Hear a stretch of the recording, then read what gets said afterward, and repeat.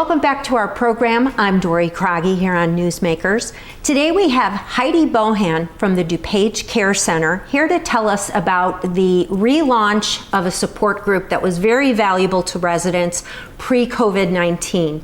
Heidi, tell us about the Alzheimer's support group that you just kind of rebooted in January. We did. We're really happy that we were able to get it started again. So we have what we call as an Alzheimer's support group. It's for people, caregivers, family members who not only caretake, but they could have somebody who currently lives in a facility, or they just love someone who has Alzheimer's or any kind of dementia.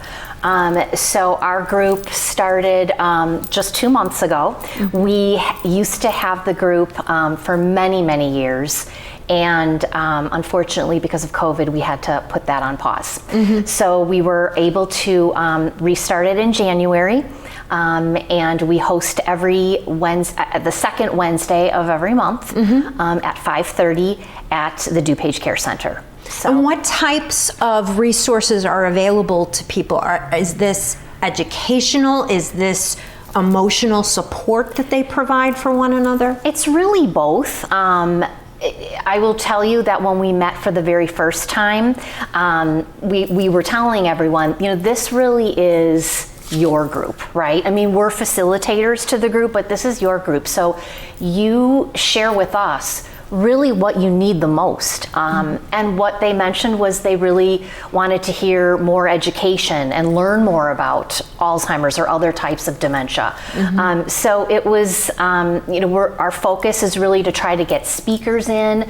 Next month, we're going to have somebody from DuPage County Senior Services come in and speak with the group on what kind of services are in the community for, for older adults or anyone who might need them in their homes. But also it is a place for people to also receive that support, right? So if you share a situation you've been in, maybe someone else can also relate to that and learn something. And so, we always tell people this is a confidential group. It's private.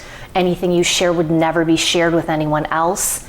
And we always also say that you can sit back and listen and learn, or you can share as well. You don't have to show up and, participate if you don't want to. Right. But really, we just want to make sure that people know that we are out there and that we're available to just really help navigate families and caregivers through this really challenging disease. It is. It's such an insidious disease that really affects the person's entire circle, whether it's just immediate family or friends or their community.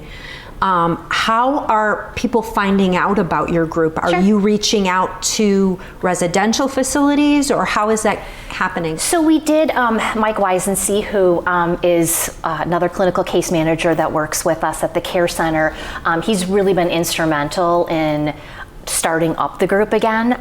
So he has reached out to adult daycare facilities, assisted living facilities.